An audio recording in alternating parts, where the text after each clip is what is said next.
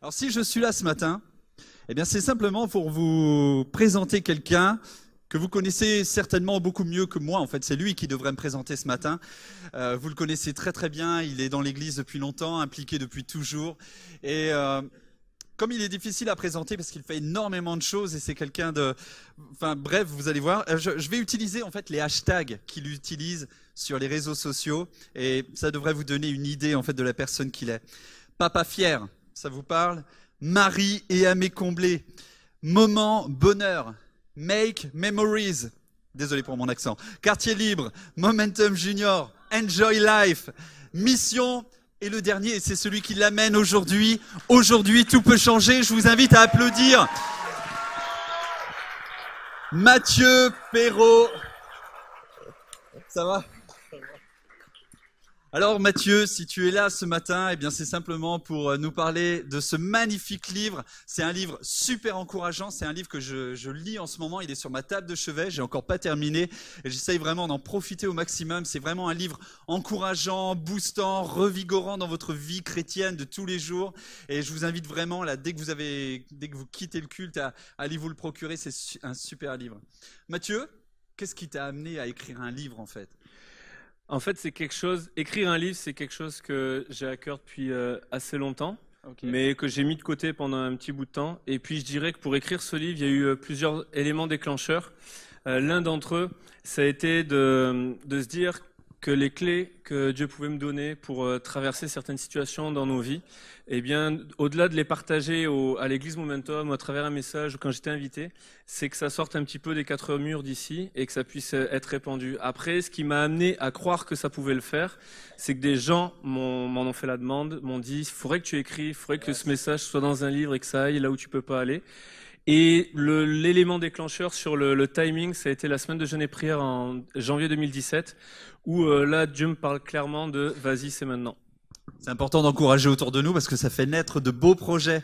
Alors ceux qui te connaissent savent combien tu es passionné et investi dans l'enfance, dans la famille.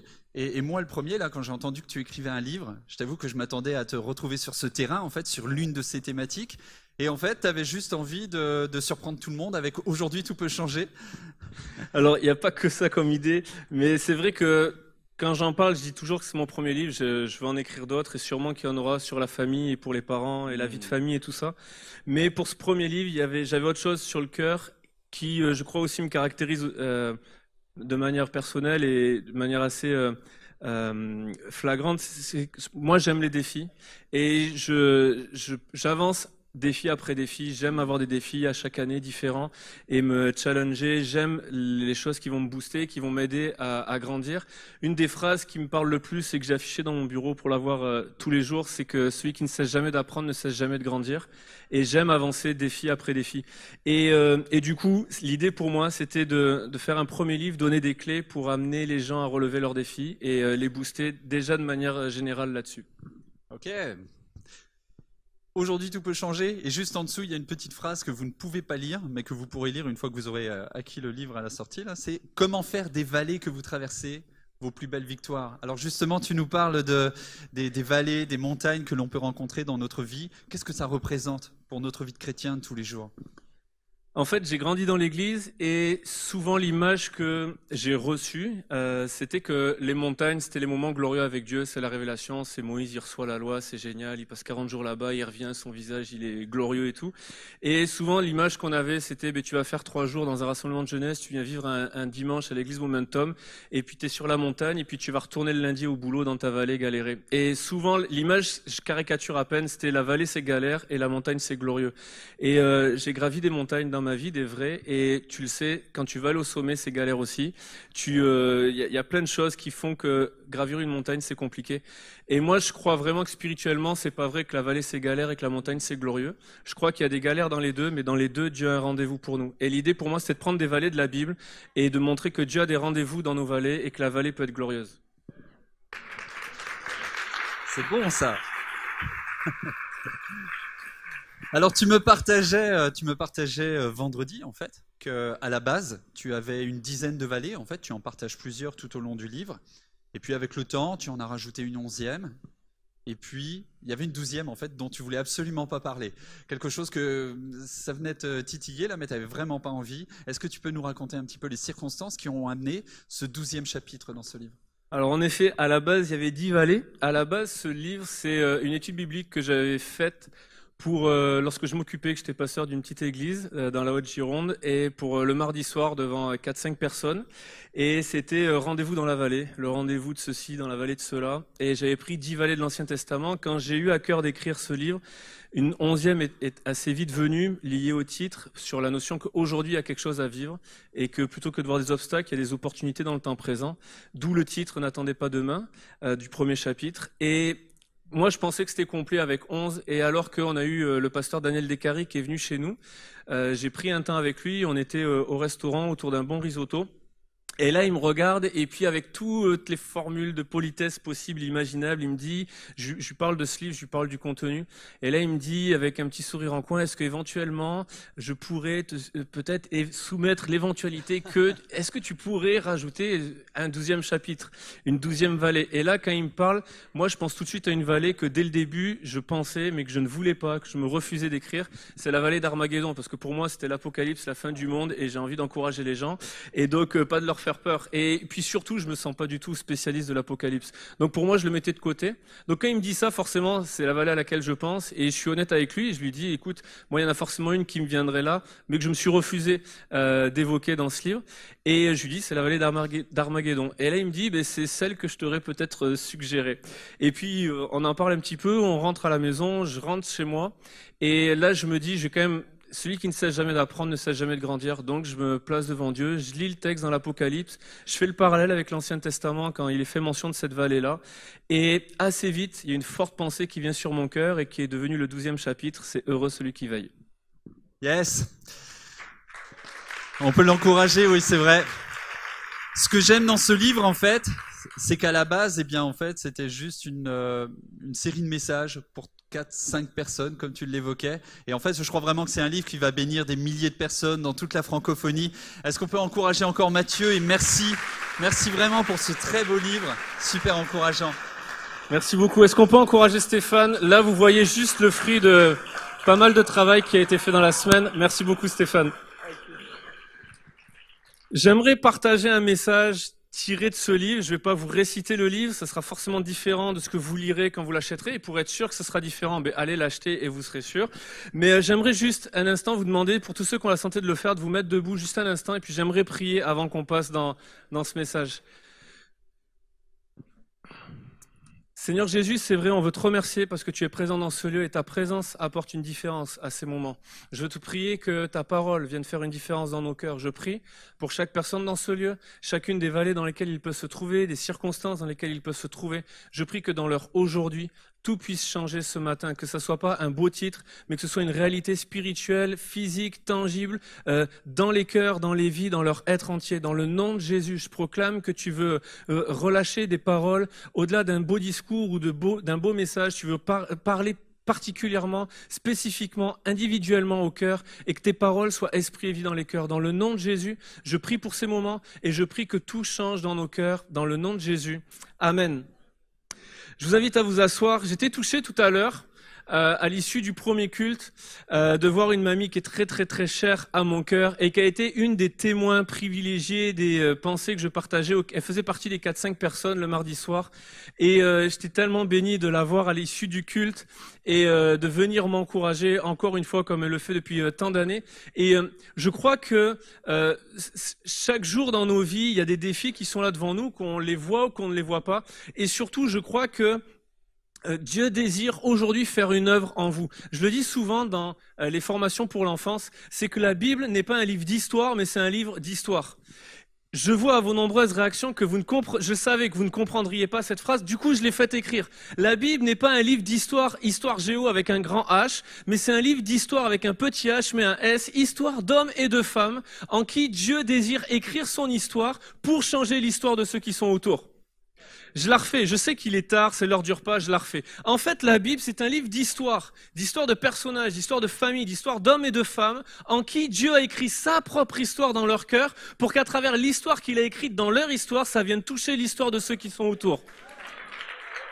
Et je crois que ce matin, Dieu veut écrire son histoire dans votre cœur. Je crois que Dieu veut déposer quelque chose dans votre cœur et déposer un rêve, déposer des promesses, déposer des changements dans vos situations, dans vos circonstances. Dieu désire prendre la plume ce matin et écrire non pas un livre, mais son livre, son histoire dans votre cœur. La Bible dit qu'on est des lettres écrites de Christ et je crois que ce matin, il y a quelqu'un qui est en train de rédiger, alors que je parle, qui est en train de rédiger dans vos cœurs quelque chose, de semer quelque chose, d'écrire, de graver quelque chose dans vos cœurs, plus que des mots, de graver ses promesses dans votre cœur, parce que Dieu désire écrire son histoire dans votre histoire. Et je crois que nous tous, lorsque nous avons grandi, on a tous eu des rêves. Et la Bible nous parle d'hommes et de femmes en qui Dieu écrit son histoire, en qui Dieu, des fois, a déposé des rêves. Vous savez, on a tous des rêves, qu'ils soient grands, petits, que nous soyons petits ou grands, on a tous des rêves. Ma vie, pour ceux qui ne le savent pas, je suis papa de 4 filles, entre 1 an et demi et 10 ans. Ouais, juste ça s'applaudit, les amis. Juste ça. Et donc, ou alors c'est la compassion qui vous prend d'un seul coup. Mais je suis le papa de 4 filles et ma vie n'est pas loin de ressembler à un Walt Disney et à une comédie musicale. Les amis, les filles, quand elles descendent l'escalier, il faut annoncer Elsa, la reine d'Arendelle. Et puis Anna, princesse d'Arendelle. Et puis Vaiana, reine de Mutui. Et toutes celles qui peuvent exister. Je dois toutes les connaître par cœur, ne pas confondre les robes pour les mettre sur les poupées. Tout ça, je suis au taquet. Si vous avez besoin de conseils, venez me voir. Je suis un pro. Pour les robes, pour les poupées, pas pour moi. N'essayez pas d'imaginer des choses. Et donc, les filles sont tout le temps comme ça. Et ceux qui me croient pas, je vous assure, l'autre jour, on a hésité à faire une story tellement c'était fort. Les filles, il y avait 3 filles dans la voiture, elles voulaient mettre de la musique dans la voiture, chose normale. On met la musique dans la voiture, mais comme la musique ne plaisait pas, 2 filles sur 3 chantent une autre chanson que la musique qui est en train de passer. Les 2 ne chantent pas la même, ne sont pas dans la même tonalité, ne sont pas dans le même rythme. Imaginez ce qui peut se passer, surtout quand tu te retournes ou que tu regardes dans le rétroviseur, tu vois ta petite fille d'1 an et demi avec des grosses lunettes de soleil qui bougent la tête comme ça. Ma vie n'est pas amoureuse, c'est sûr. Hier soir, on a la dernière qui a une petite bronchite, on lui donnait le médicament hier, et celle de 3 ans et demi, Héloïse, qui demandait « Moi aussi, je veux un médicament, c'est bon les médicaments, moi aussi !» Et on lui dit « Mais tu es pas malade !»« Mais moi aussi, je veux tousser, moi aussi, je veux tousser !» Ma vie est une comédie musicale, et ma vie n'est pas loin de ressembler à Walt Disney. On a tous rêvé avec Walt Disney, les filles, vous avez tous rêvé du prince charmant qui arrive sur son grand cheval, ou peu importe l'image que vous avez en tête, le grand guerrier fort et puissant. On a tous des rêves dans nos cœurs. On a parfois des rêves qui sont incroyables. Des rêves de j'aimerais bâtir une entreprise qui me permettrait de faire des œuvres humanitaires et de construire des orphelinats dans quelques pays du monde. J'aimerais parcourir tous les quartiers de la ville et des villes et des banlieues, des grandes agglomérations françaises et de faire des quartiers libres partout. J'aimerais parcourir le monde entier et parler de Jésus à tous ceux qui ne le connaissent pas. J'aimerais faire des albums comme Dan Luten. J'aimerais prêcher comme Patrice Martorano de manière incroyable. Je suis obligé de le dire, sinon je vends pas mon livre. Et donc, j'aimerais pouvoir lever des fonds et pouvoir bénir des œuvres et de bâtir et d'employer des gens. J'aimerais aller vers les gens sans abri, leur offrir un abri, leur offrir un travail et tout ça. On a parfois des rêves qui sont immenses dans nos cœurs. J'aimerais ce matin me livrer un tout petit peu, c'est de vous partager un rêve qui est en ce moment dans mon cœur, mais plus que présent, qui est plus que puissant en moi. Je soupire ardemment après l'accomplissement de ce rêve. Plus que jamais, je désire que ce rêve s'accomplisse. C'est un des rêves les plus pressants en ce moment dans ma vie, un des rêves les plus intenses, des plus intimes.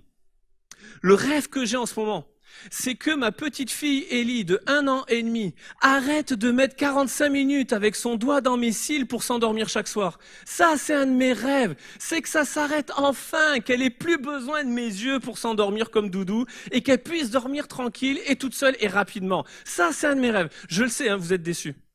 Je le vois à vos visages, vous attendiez un truc de malade, genre il va faire le monde entier, il va aller en Inde, il va sauver des milliers de gens. Vous attendiez à ça, mais la réalité, c'est que c'est aussi nos rêves. Le rêve d'être un meilleur papa, le rêve d'être une meilleure maman, le rêve d'être un meilleur mari, une meilleure épouse, le rêve d'être un meilleur fils, une meilleure fille, un meilleur employé, un meilleur patron.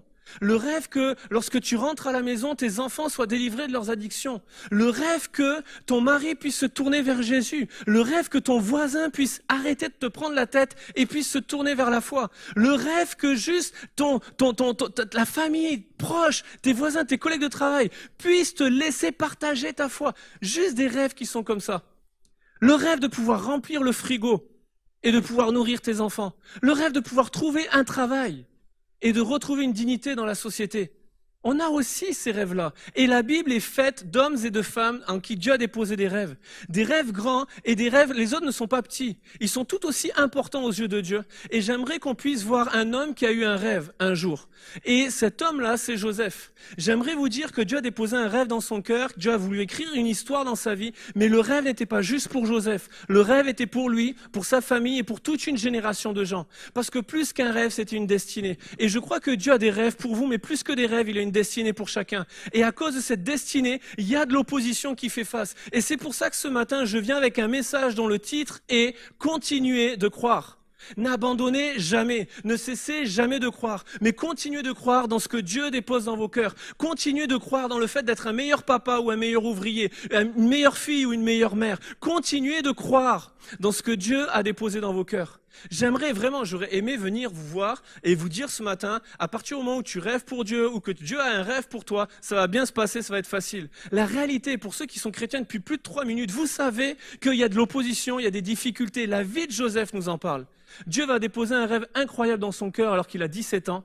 Et c'est le début des péripéties qui sont juste incroyables. Il va se retrouver dans une citerne, il va se retrouver esclave, il va se retrouver trahi, calomnié, injurié. Il va se retrouver en prison, oublié, rejeté. Et pourtant, Dieu avait un rêve pour lui. Mais en fait, j'aimerais vous le dire d'une autre manière. Si c'était facile l'accomplissement des rêves de Dieu pour nous, pourquoi certains arrêteraient d'y croire ou d'avancer? La réalité, c'est que s'il y en a qui abandonnent, c'est que c'est compliqué, que c'est difficile. Et ce matin, je ne viens pas pour vous dire c'est facile, mais continuez d'y croire. Accrochez-vous, n'abandonnez jamais. Tous ceux qui ont vu les rêves de Dieu s'accomplir dans leur vie, que ce soit dans la Bible ou que ce soit ici dans ce lieu, ce sont des gens qui ont eu cette capacité de ne jamais abandonner, qu'au moment où ils allaient être sur le point d'abandonner, ils ont trouvé, ils se sont raccrochés à une promesse de Dieu, à une parole, à un brin d'encouragement, à une esquisse de sourire d'un frère pour continuer et persévérer. La réalité, c'est que nous sommes appelés à vivre les rêves de Dieu pour nous, mais pour les vivre, continuer de croire. Pourquoi? Pourquoi c'est si compliqué? Pourquoi il y a tout ce processus qui prend place? Parce que la chose la plus importante pour Dieu, c'est mon premier point ce matin, et on va le découvrir avec Joseph, ce qui importe plus pour Dieu, ce n'est pas tant l'accomplissement des rêves qu'il a pour nous, mais qui nous devons être pour qu'ils s'accomplissent et que le fruit demeure. C'est ça qui importe pour Dieu. C'est pas juste que les rêves s'accomplissent. Imaginez un instant, en fait, l'histoire de Joseph, c'est l'histoire d'un chouchou. C'est l'histoire que c'est le fils de Rachel, celle qui a fait chavirer le cœur de Joseph. Et puis, il a été longtemps attendu. Et lorsqu'il arrive, c'est le fils bien-aimé. C'est celui qu'on a attendu si longtemps. Et puis, du coup, c'est le chouchou. Pendant que ses frères vont travailler et vont nourrir le troupeau, lui, il est tranquille. Il est avec papa Jacob. Et il peut être enseigné. Il peut avoir de la science, de la culture, plein de choses. Et Joseph, pendant que il vit ça, alors déjà, il y a tout ça qui fait que les frères l'aiment pas vraiment, mais en plus, Dieu lui donne un rêve qui n'est pas n'importe lequel. Joseph fait le rêve que ses frères, son père, sa mère, vont se prosterner devant lui. Et puis l'image que Dieu utilise pour ce rêve-là, c'est que le soleil, la lune et les étoiles se prosternent devant Joseph. Et les amis, si un soir vous faites ce rêve-là, logiquement, quand vous vous réveillez le matin et que vous allez au boulot, vous vous sentez bien. Vous vous sentez même puissant. Même lorsque le patron il te regarde, tu lui dis hey, même le soleil s'incline devant moi. En vrai, Joseph il devait se sentir bien, sauf que quand il va raconter ce rêve-là, tout un processus va prendre place. Maintenant, comprenez. Imaginez que Joseph, dans la fougue de sa jeunesse, peut-être l'immaturité, peut-être l'orgueil ou l'excitation et trop d'enthousiasme, lorsqu'il partage ce rêve à ses frères.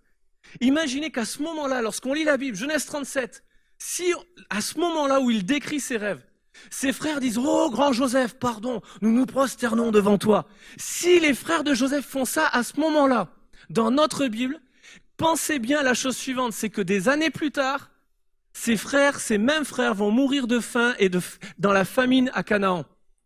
Parce que ce qui importait pour Dieu, c'était pas que les frères se prosternent physiquement devant Joseph, mais qui devait être Joseph au moment où ça devait s'accomplir. Et à cause de ça, il y a tout un processus qui prend place. Parce qu'avant que Dieu travaille au travers de nous, il travaille d'abord en nous. Je vais le dire d'une autre manière. En fait, pour toucher les gens qui sont à l'extérieur de nous, pour changer l'extérieur, Dieu a besoin de changer l'intérieur. Et Dieu change d'abord l'intérieur de nos vies avant de changer l'extérieur. Sauf que pour changer l'intérieur de nos vies, il utilise des éléments extérieurs. Alors il y en a une qui m'a suivi, merci beaucoup, mais comme je savais qu'il y aurait moins de réactions, c'est prévu que je la refasse. Vous en faites pas, c'est pas parce que vous n'avez pas réagi, c'est prévu, on a encore le temps. Dieu veut changer l'extérieur, mais pour changer l'extérieur, il a besoin de changer l'intérieur. Et Dieu change d'abord l'intérieur avant l'extérieur, mais pour changer l'intérieur, il utilise des éléments extérieurs à nos vies pour changer l'intérieur. C'est pas grave, moi j'ai tout mon temps les amis. Dieu désirait sauver une famille de la famine en Canaan. Mais pour sauver cette famine à l'extérieur de la vie de Joseph, Dieu avait besoin de changer Joseph à l'intérieur. Et pour changer l'intérieur de la vie de Joseph, son caractère, son attitude, et vous allez voir que ça va prendre place, Dieu a utilisé des éléments extérieurs pour changer sa vie intérieure. C'est normal que, alors que Dieu a des promesses pour toi, ce soit compliqué et que les éléments extérieurs te fassent face, oui, c'était français, te fassent obstacle. C'est normal qu'il y ait des éléments qui soient contraires à toi. C'est parce que Dieu utilise des éléments extérieurs pour changer l'intérieur de ta vie, pour travailler l'intérieur de toi. Parce que Dieu veut changer d'abord ce qui est en toi avant de changer au travers de toi. Et je crois que on a besoin ce matin de reprendre courage et de considérer ces choses, de considérer la manière que Dieu a de travailler avec nous, en nous, et pourquoi il le fait ainsi. Joseph avait besoin de changer l'intérieur. Et à cause de ça, il y a tout un processus qui va prendre place. Je vous fais l'histoire très courte et il y a comme plein de tests. Vous savez, c'est un peu comme une voiture que tu amènes à la vidange, au contrôle technique, pardon. Elle doit faire plein de tests pour savoir si tu peux continuer de conduire avec, si c'est validé ou pas. Et en fait, Joseph va passer comme par plein de tests. Et je ne vais pas tous les énumérer ce matin. D'une part, parce qu'il faut que vous achetiez mon livre et que vous lisiez la suite. Et d'autre part, parce que je veux vraiment appuyer seulement 2 tests ce matin. Le premier, c'est le test de la promesse. C'est le premier qui arrive. Joseph partage ses rêves à ses frères et alors que Joseph partage ses rêves, ils le prennent en haine et c'est normal, on peut le comprendre. Déjà c'était le chouchou et en plus il vient les voir et il leur dit vous allez vous prosterner devant moi. C'est pas quelque chose qu'on aime naturellement, voyez-vous. Et du coup ils vont le prendre en haine et dès la première occasion, ils vont se saisir de cette occasion pour trahir Joseph. Et ce qui s'est passé, c'est que Joseph allait prendre des nouvelles de ses frères qui étaient au travail, en train de garder les troupeaux de papa Jacob. Et alors qu'il y va et qu'il les rejoint dans une vallée, c'est pour ça qu'on parle de vallée, c'est pour ça que c'est dans ce livre, ça s'est passé dans une vallée. Et alors que Joseph va dans cette vallée rejoindre ses frères le prennent, se saisissent de lui, le font passer pour mort à papa Jacob pendant des années et le jettent au fond d'une citerne. On peut se dire que, et imaginez toutes les questions qui peuvent se poser, qui peuvent résonner dans le cœur de Joseph. Est-ce que c'était vraiment un rêve qui venait de Dieu?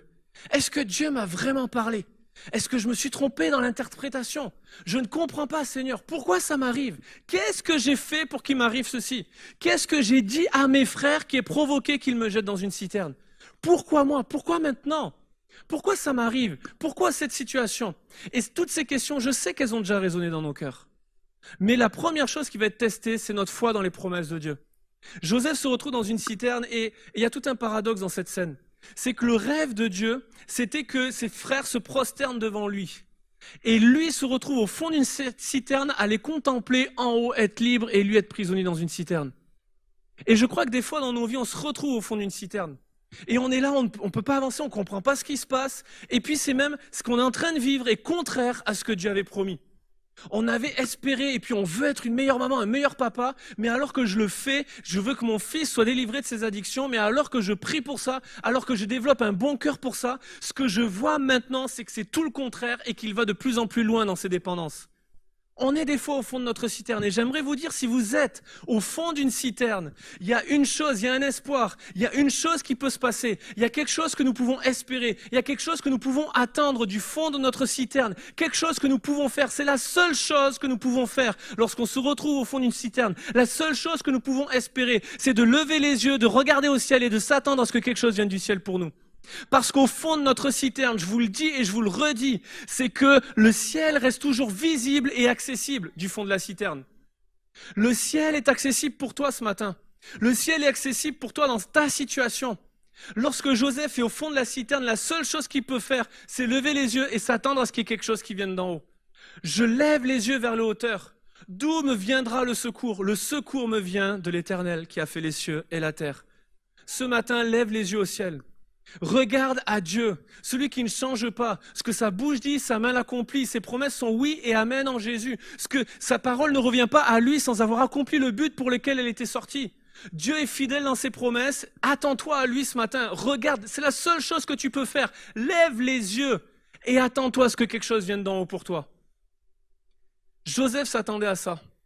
Et je ne sais pas si vous connaissez cette histoire qui passe parfois en chaîne de messages sur les réseaux sociaux et tout, donc c'est possible que vous la connaissiez. Mais une histoire vraie, l'histoire d'un fermier qui avait un vieil âne, un âne qui était vieillissant, qu'il n'utilisait plus, qu'il ne pouvait plus utiliser. Et voilà qu'une nuit, l'âne va tomber dans un puits sans eau, un puits juste dans le fond du puits. Et le matin, lorsque le fermier se réveille, il voit l'âne, il entend l'âne qui gémit, qui est au fond du puits, qui est tombé au fond du puits. Puis tout seul, impossible de le ramener en dehors du puits. Alors il va chercher ses voisins, les autres fermiers, ses amis et tout ça. Et alors qu'ils sont là, ils font le constat, ça va être compliqué, c'est un vieux puits, c'est un vieil âne. Écoute, recouvre le puits, tue l'âne, ça sert à rien, il ne sert plus à rien. Tu t'en sers plus, il est coincé, il est tombé, il n'y a plus d'espoir, recouvrons le puits. Et puis il se laisse convaincre par ses voisins, par ses collègues, et ils se mettent à recouvrir le puits. Et alors qu'ils recouvrent le puits, l'âne se met à gémir, l'âne se met à manifester son mécontentement. Il n'a pas la pancarte et ne peut pas faire grève, mais il n'est pas content qu'on lui jette de la terre. Il comprend ce qui se passe, l'âne. Et alors qu'il lui jette de la terre, voilà qu'il gémit, et il rejette de la terre, et il gémit encore plus, jusqu'à un moment donné où ils n'entendent plus l'âne. Alors ils se disent, c'est bon, il a capté, on continue. Et voilà qu'il pense, il recouvre le puits de plus en plus. Et voilà qu'à un moment donné, le fermier jette de la terre pour recouvrir le puits. Et au moment où il le fait, il voit la tête de l'âne qui commence à apparaître du puits. Il se dit, mais c'est quoi ce délire? Depuis tout à l'heure, on est en train de le recouvrir. Et alors, les autres sont en train de continuer à jeter de la terre. Et voilà que le fermier s'approche du puits. Et il voit que chaque fois qu'on lui jette de la terre, l'âne se secoue, met la terre par terre, piétine la terre et commence à monter. Et il commence à monter jusqu'à être capable de pouvoir sortir du puits. Les amis, dites à votre voisin, tu es plus intelligent qu'un âne.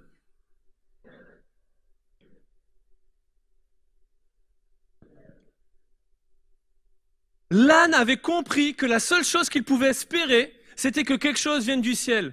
Et s'il n'a pas eu l'aide des fermiers et des voisins, la terre a été son secours. Je crois dans votre situation et dans ta citerne, tu es plus intelligent qu'un âne. Tu peux t'en sortir si tu lèves les yeux et que tu crois que du ciel peut venir quelque chose pour toi.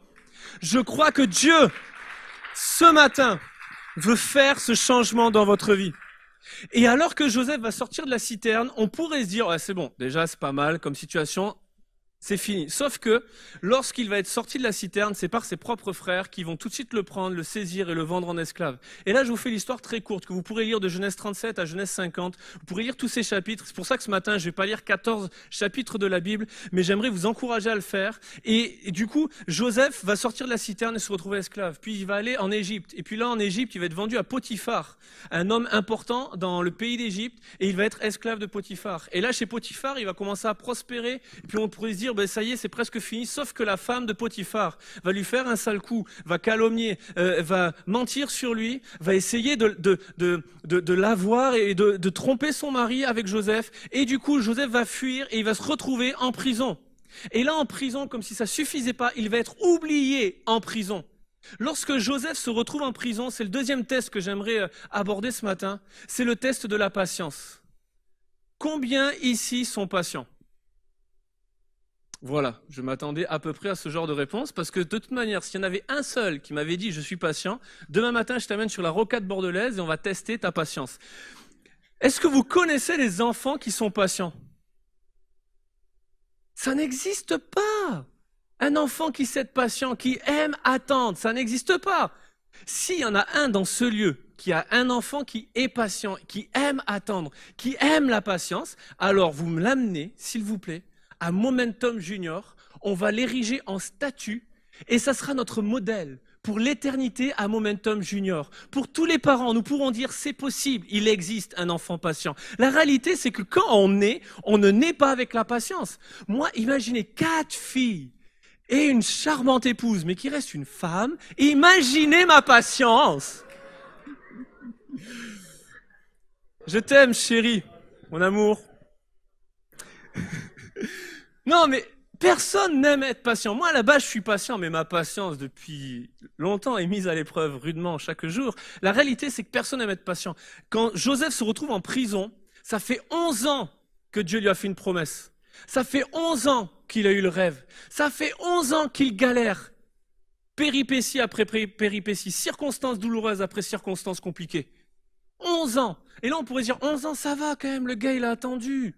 Mais non, 2 ans de plus à être oublié. Mais alors, lorsqu'il se retrouve en prison, il va se passer quelque chose qui est assez incroyable. Un paradoxe qui est assez marquant. Je trouve l'ironie de la situation qui est marquante. C'est que Joseph se retrouve en prison. Et en prison, on est tous d'accord que en prison, tu peux pas te multiplier, tu peux pas t'étendre, tu peux pas bâtir, tu peux peut-être à peine rayonner sur le monde, influencer le monde. Tu projettes pas des rêves de fou lorsque tu es en prison. Tu es juste enfermé entre 4 murs. Tu peux pas bâtir des projets, t'étendre, te multiplier, tout ce que tu veux. Par contre, tu peux prospérer. Et ça, j'aimerais te le dire. Alors que tu te retrouves dans une prison, enfermé dans tes pensées ou enfermé dans une situation, peut-être que tu te dis, il n'y a rien à faire si tu peux prospérer. L'Éternel était avec Joseph dans sa prison. Et l'Éternel fit prospérer Joseph dans la prison. Et alors que Joseph est dans la prison, à cause de ses rêves, Joseph va avoir 2 gars dans la prison. L'ancien chef des chansons du roi et l'ancien panetier du roi. Et eux vont avoir un rêve. Et Joseph va les aider. Il va interpréter leur rêve. Et grâce à l'interprétation, ils vont sortir de la prison. Imaginez Joseph. Il est en prison à cause de ses rêves, mais il va aider à sortir 2 gars de la prison grâce à leurs rêves. Sauf que Joseph, à ce moment-là, va comprendre quelque chose de puissant. Ce qui est important, les amis, c'est pas qu'on sorte de nos prisons. C'est comment on va en sortir, mort ou vivant. L'histoire de les chansons et du panetier, c'est que, en fonction de leurs rêves, l'un va être rétabli par Pharaon et va vivre, l'autre va être condamné et va mourir. Et Joseph, j'imagine, dans son cœur, il a dû se dire à ce moment-là, on va peut-être faire attention avant de sortir. On va peut-être réfléchir à 2 fois de comment je vais sortir de ma prison. Mais ce que j'aimerais appuyer, c'est la disposition de cœur de Joseph à ce moment-là. Joseph aurait eu toutes les raisons d'accabler Dieu des situations. Il aurait eu toutes les raisons d'en vouloir à Dieu, de lever le poing contre lui. Il aurait eu toutes les raisons de faire une chaîne de messages sur Facebook et de dire « c'est pas juste ce qui m'arrive ». Il aurait eu toutes les raisons de prendre les 2 gars et de leur dire « vous c'est justice, vous avez fait vos histoires, vous êtes en prison, c'est la justice. Moi c'est injuste, je n'ai rien mérité. Laissez-moi avec vos rêves ». Sauf qu'il va le faire. Il va les aider parce qu'il va comprendre un processus qui se passe dans son cœur à ce moment-là. Et quand on regarde ce passage, quand on regarde au moment où il est dans la prison, on pourrait se dire humainement, c'est le moment où il est le plus loin de l'accomplissement de son rêve. C'est le moment où il ne peut pas être plus loin que ça. Sauf qu'au moment où il est dans la prison, c'est le moment où il est le plus proche de l'accomplissement du rêve. Pourquoi ? Parce qu'à ce moment-là, il y a un détail qui change tout. Il se trouvait dans la prison du roi. Il ne pouvait pas être plus proche de Pharaon à ce moment-là pour devenir le gouverneur d'Égypte. Au moment où humainement, on aurait envie de dire et de croire que c'est le moment où il est le plus loin, c'est le moment où il était le plus proche. Et puis Dieu va utiliser des circonstances pour un rendez-vous inattendu avec le gouverneur d'Égypte. J'ai invité Joseph, le pianiste, à revenir, s'il te plaît. Mais alors que Joseph se trouve là en prison, celui de l'église, il est bien derrière le rideau, il va sortir de sa prison pour aller au piano, mais là je parle de la Bible, je vois qu'il y en a qui réfléchissent, non, je me mélange pas, il y a 2 Joseph ce matin, lui le merveilleux qui est là, et celui que nous parlons, qui est tout aussi merveilleux dans la Bible. Donc je reviens à mon message, Joseph est dans sa prison, donc pas lui, vous le voyez, Joseph est dans sa prison, et Joseph, alors qu'il est dans sa prison, a toutes les raisons de se plaindre, toutes les raisons de ne plus y croire, mais sa disposition de cœur est incroyable. Et en fait, pendant 2 ans, il va être oublié dans sa prison. Et voilà que 13 ans après les rêves, le pharaon va avoir un rêve. Pharaon va avoir 2 rêves, 2 fois le même, enfin 2 différents mais qui parlent de la même chose. Et à ce moment-là, le chef des échansons va se souvenir de Joseph. Pourquoi il va se souvenir de Joseph ? Parce qu'alors que lui était dans la prison, Joseph va l'aider à comprendre son rêve. Comprenez ceci parce que c'est vraiment puissant ce matin. C'est votre attitude au sein de la prison qui détermine les opportunités en dehors de la prison. Joseph a eu l'attitude au sein de sa prison, alors qu'il avait toutes les raisons de faire le contraire. Il a interprété les rêves d'un gars qu'il ne connaissait pas. Et cette attitude au sein de sa prison a créé l'opportunité en dehors de la prison pour se retrouver face à Pharaon, montrer une sagesse divine sur sa vie, qu'il soit propulsé gouverneur d'Égypte pour que quelques années plus tard, lorsque la famine faisait rage en Canaan, sa famille arrive et que là, alors qu'il se prosterne devant Joseph et que le rêve s'accomplit, Joseph est la bonne personne. Il y a eu tout le processus qui a pris place. Là, il pardonne à ses frères. Là, il sauve sa famille. Mais il a fallu tout ce processus pour développer son être intérieur, pour que à l'extérieur les changements puissent prendre place. Dieu est à l'œuvre dans votre vie. Dieu vous a fait des promesses et quelles qu'elles soient, c'est votre attitude ce matin au sein de la prison qui va déterminer les opportunités en dehors. Des fois, on a le rêve d'avoir un emploi, ou de travailler à temps plein pour Dieu, ou d'avoir un travail qui nous permet de bénir des gens et de faire des œuvres humanitaires et toutes ces choses-là.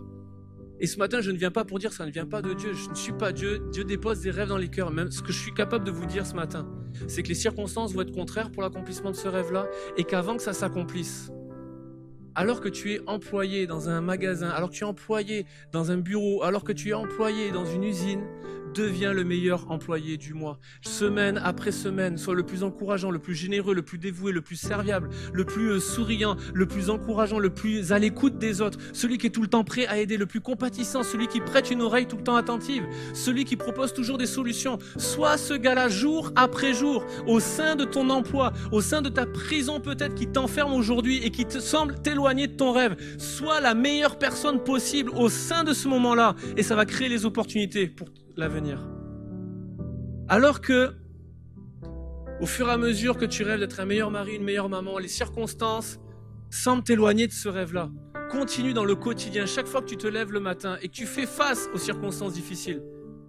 Développe ce cœur. Sois fidèle dans les plus petites choses pour que tu puisses découvrir la fidélité de Dieu dans les grandes. C'est un principe divin, c'est un principe que la vie de Joseph nous enseigne. Vous savez, cette semaine, il y a quelque chose, il y a un miracle incroyable qui s'est passé.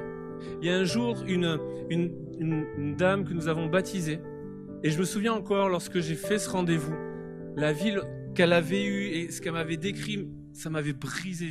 J'étais en larmes lorsqu'elle me racontait son histoire. Plusieurs grossesses infructueuses, tant d'échecs pour avoir un bébé. Et alors qu'on la baptise, elle est enceinte. Et puis on se dit, wow, c'est incroyable, le miracle de Dieu, le geste incroyable que Dieu fait au moment où on la baptise, quoi. C'est symbolique, c'est énorme. Et ce bébé-là, il y a dû avoir une interruption médicale de grossesse. Ça n'a pas pu se faire, le bébé était trop malade et c'était soit le bébé, soit les deux. Et elle a dû interrompre. Essayez d'imaginer, après 11 fausses couches et 2 interruptions médicales de grossesse, dans quel état on peut se sentir en tant que maman lorsqu'on a juste ce rêve d'être une maman. Et alors que je discutais avec elle et que je l'ai accompagnée dans ce processus, et j'ai pas été le seul, voilà qu'elle avait toujours des paroles de foi. Elle n'a jamais cessé de croire. Vendredi, bébé Olivia est né, le 21 septembre 2018. Pourquoi ? Parce qu'il y a une maman qui a continué de croire. Dans les moments les plus compliqués qui pouvaient sembler être une prison et qui l'éloignaient chaque jour un peu plus de son rêve, elle s'en rapprochait toujours. Et j'aimerais vous encourager ce matin à continuer de croire, à ne jamais baisser les bras, quelles que soient vos vallées, quelles que soient vos situations, quel que soit le lieu dans lequel tu peux te trouver. Ne cesse jamais de croire et attache-toi aux promesses de Dieu. Et ce matin, je ne vais pas faire un appel pour venir sur le devant. Tous, on a des rêves dans nos cœurs. Tous, on a des promesses que Dieu veut déposer ou a déposées dans nos cœurs. Alors j'aimerais que tous, on fasse ensemble, qu'on prenne ensemble un engagement devant Dieu. J'aimerais juste là où vous êtes, tous ceux qui ont la santé de le faire, vous inviter à vous tenir debout s'il vous plaît, là où vous êtes. Et alors que vous êtes debout, à commencer à fermer les yeux, à tendre vos mains vers Jésus. C'est la seule chose peut-être que vous pouvez faire ce matin, c'est qu'au fond de votre citerne, vous levez la main pour saisir ce qui va venir du ciel. Et alors que vous levez les mains, vous avez les yeux fermés, commencez à prier, commencez à mettre des noms sur votre citerne ou sur votre prison, commencez à mettre des noms sur votre vallée ou sur votre situation, sur les rêves ou sur les promesses. Et ce matin, ne voyez plus des obstacles, mais des opportunités à quelque chose à vivre aujourd'hui. Quelque chose peut changer dans ta situation. Et alors que vous le faites, commencez à prier, commencez à parler à Dieu, commencez à considérer que Dieu est avec vous dans votre situation et que ce matin, il veut vous toucher par sa présence comme jamais il l'a fait auparavant. Et alors que l'équipe de louange va nous conduire, on va pas chanter avec eux, mais on va faire cette prière, on va proclamer par la foi ce chant qui nous dit « Ta promesse en moi est l'encre de ma foi ».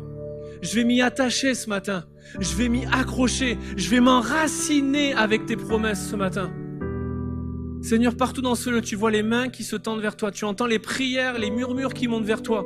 Tu sais interpréter les silences ou les larmes, les mots qui se cachent derrière des larmes. Dans le nom de Jésus, je prie que maintenant, tu puisses changer les situations, changer la vision, qu'il n'y ait plus des obstacles mais des opportunités qui soient vues dans le cœur des uns et des autres, que le processus soit mis en place et soit visible, soit compris dans le nom de Jésus. Seigneur, je prie pour tous ceux qui se retrouvent au fond de la citerne, alors qu'ils lèvent les yeux vers toi, interviens du ciel et apporte une solution dans le nom de Jésus. Tous ceux qui se retrouvent en prison, donne-leur de développer une saine attitude afin de créer les opportunités en dehors. Dans le nom de Jésus, viens fortifier la foi, viens encourager, viens rafraîchir, viens ressusciter, viens révéler tes promesses dans les cœurs. Dans le nom de Jésus, je prie ce matin. Partout dans ce lieu, continue à prier. Et lorsque l'équipe de louange va commencer, proclamez ce chant avec force, avec prière, avec autorité sur votre propre vie. Ta promesse en moi est l'encre de ma foi. Saint-Esprit, passe dans les rangs et manifeste ta présence plus que jamais, comme jamais auparavant, dans le nom